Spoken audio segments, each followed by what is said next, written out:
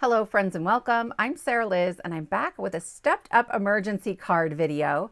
This is kit 30 and I have Mother's Day sentiments up first. So we have circle sentiments and then the same sentiments but without the printed circle. Then we have the same sentiments as rectangles and then finally as strip sentiments in 4 different fonts. And then I've separated the new baby sentiments on a whole different set of pages. So if you want to file these away by category, it's a little bit easier. But once again, circles, circles without the printed circle, rectangles, and 4 sets of strip sentiments. This also came with a card sketch and we made 2 fun cards with this sketch in the last video. I will link to that below and at the end of this video. But today I have a whole nother page for that kit with this fun fold, all its measurements and instructions. If you enjoy free printables, go ahead and hit that subscribe button and ring the bell so you'll be notified every time there's a new free printable kit. So this fun fold is also going to be my craft roulette card, and I'm using my creative companion to brainstorm my ideas. I need a project that's a trifold, and I didn't want to do a Z-fold or a brochure. So my tri is my triple flip, and it has folds.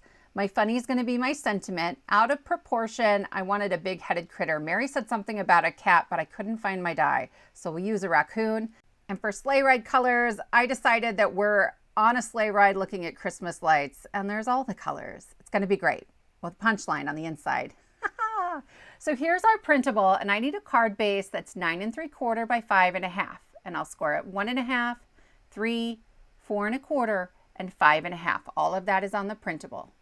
Then we're going to accordion fold, and I'm going to start on the far left, right? I have 4 score lines, and the first one will be a mountain fold. So I fold away from me, and then I will just flip-flop back and forth. It's like this accordion fold. So it's mountain, valley, mountain, valley. I'm going to burnish these really well. This is 100-pound cardstock, and that means it's a little bit stiffer. This all stacks on top of each other. 80-pound cardstock would work a little better, but I liked the color. Okay, so that's my card base. Then I also have 3 pieces of solid cardstock at 4 1/4 by 1 3/4, 3 pieces of pattern paper at 4 by 1 1/2, 3 at 2 3/4 by 1 1/2, and 1 at 1 1/4 by 5 1/4. Again, all of those measurements are on your printable. These first 6 really kind of go together, right? You can see them as mats and layers. And so I'm going to start with just that. And I've sort of pushed the other ones off to the side. I'm using a little wet glue to center those right on that solid colored cardstock. I went for sort of tone on tone because there's a lot going on this card. So I'm going to take my card base and I'm going to kind of flatten it out.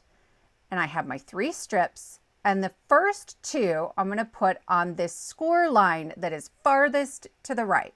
See that? They're lining up right on that score line.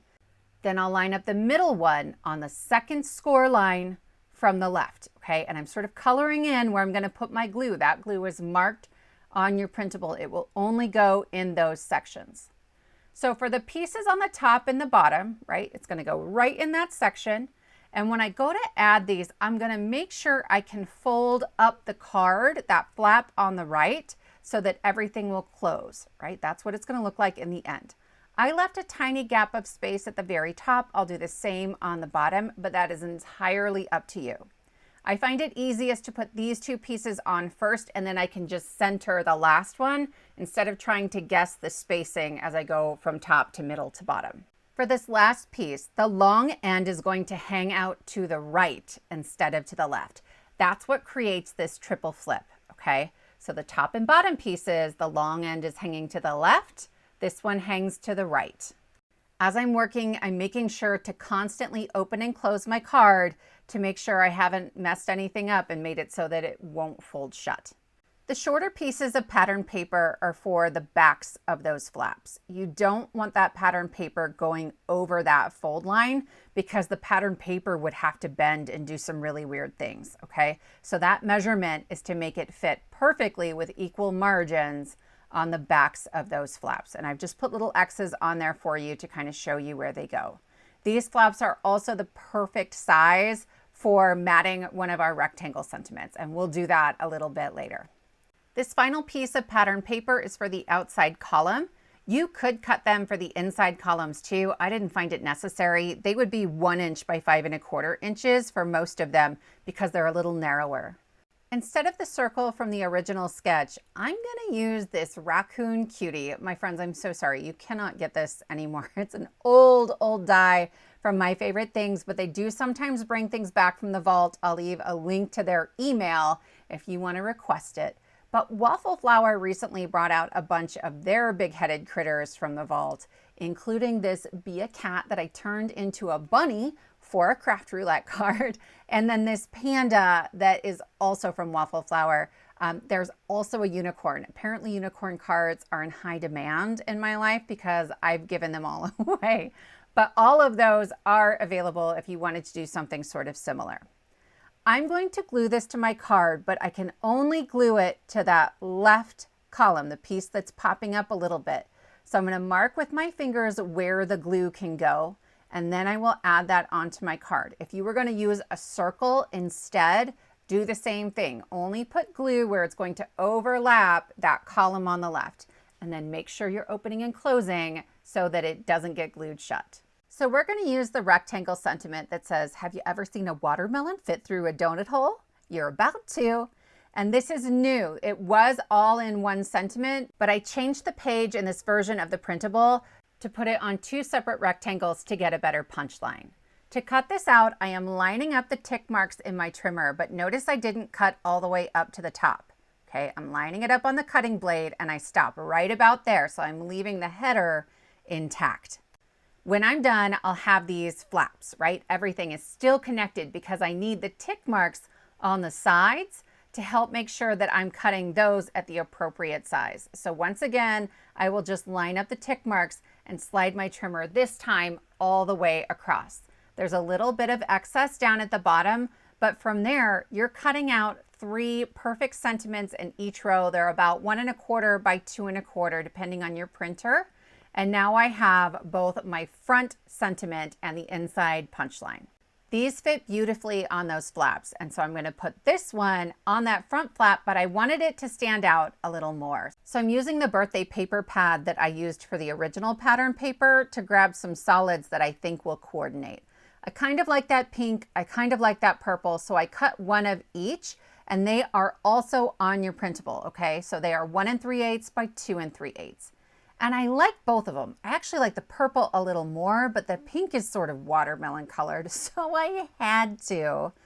Normally, I would have glued the pink straight to the card and used my removable adhesive on the sentiment, but I wasn't paying attention. So we'll just save it this way. I like to add these with removable adhesive so that later on, if I'm giving this baby card to someone who doesn't think that's very funny, I can just put something sweet on there instead. I'm going to do the same thing for my inside sentiment. The You're About To has the same size mat. You could do a bigger mat, but it's going to cover up almost all of the pattern paper. So totally up to you. Then I'm using the tiny donut dippers because I thought we needed some donuts on this ridiculous card.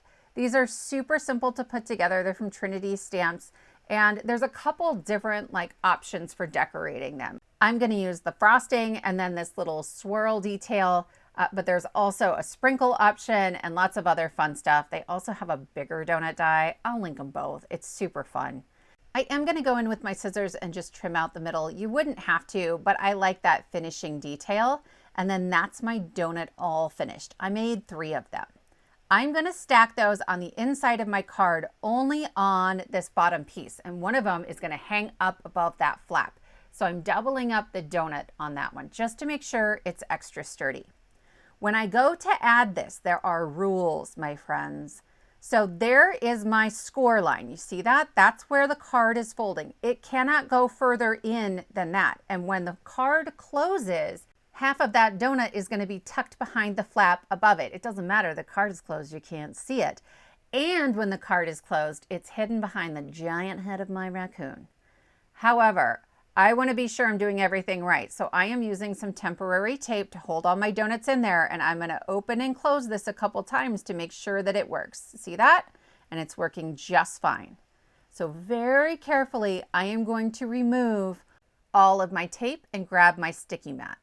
I don't want to put it all the way in the left-hand corner because I have to hold that flap. So I'll just put it in the corner of the flap and carefully pick up all 3 donuts. Okay, if you haven't seen me do this before, this is how I make my life easier. That tape is marking the top of the flap, so I don't want any glue above that tape. And then I will add glue on the backs of my donuts below the tape and things that overlap the sticky mat. So I have a little donut hanging below. I don't need glue there, right? That's going to hang off the card, and I'm going to cut that off.